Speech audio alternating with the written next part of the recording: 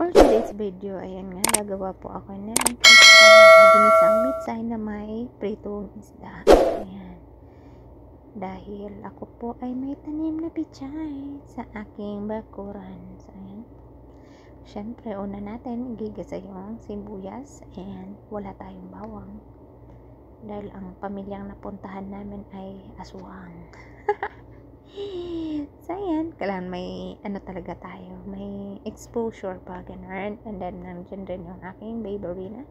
So, ayan yung aking pitsay. Fresh siya. And yung tirang isda.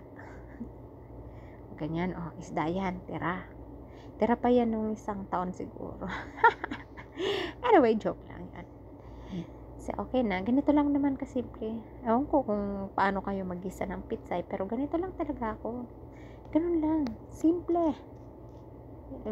Ika nga mas maganda yung simple. Dahil masarap. Ano ba? Tulad ko, masarap.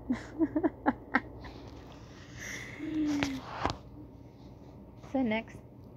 Dahil may nagbibideo nga ako, hindi ko may lagay yung pitsay. Okay, baby. Pakilagay yung pitsay. Ito naman si Rina. Tingnan mo yung kamay. May pa-heart sign pa. Diyos ko. Apa. May isa pa. Ulit pa yan. Umulit pa. Ayan. Gisa. And hindi ko na rin pinakita. Nilagyan ko lang siya ng kaunting tubig. Ayan. Para mix ko yung ngayon. Diba? And lagyan natin ng magic syrup. Bigyan naman magic syrup. Ganun. And then mix it.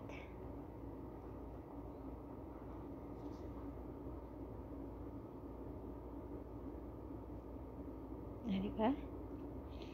Talagang inayos ko yung pagka-mix. So, okay na to. Kain na.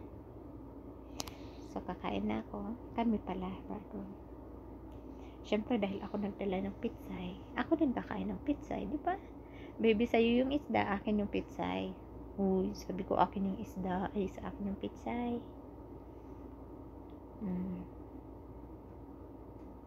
Ayan, sige, piliin mo yung pitsay. Ako lang ba yung natutuwa sa nagumagawa ng video? Oh my God.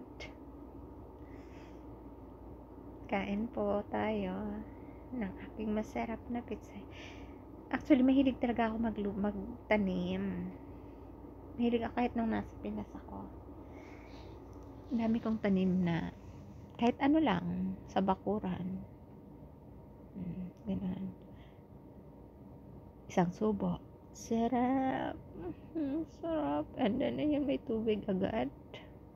May kasi ako. Kailangan talaga inom agad ng tubig. Tuyot na ba? No, hindi naman. Ano lang.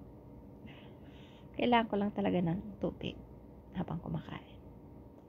Sarap naman subo na yun. Isa pa nga. Isa pa. Dali.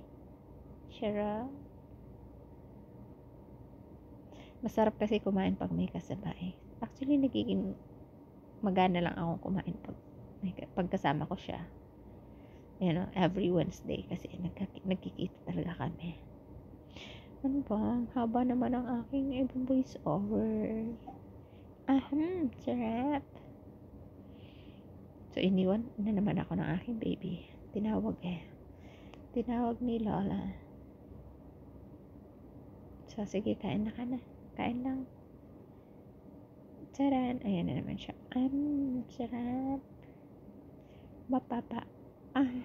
Sarap ka talaga sa akin. Luto, diba? Nilagyan ko na siya ng isda kasi nahihiya. Nahihiya siyang kumuha. Ano ba? Kaya nga dinala ko dyan para sa amin. Hindi lang para sa akin. Ganyan ako. Nagdadala talaga ng pag may pagkain naman ako dito, dinadala ko. Every Wednesday kasi kami lang dalawa. Para sa aming dalawa lang ba?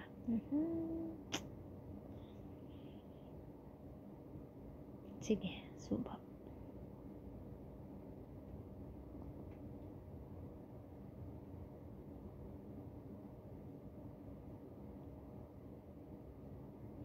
Ay, naku, bahala ka dyan. Kakain na nga lang.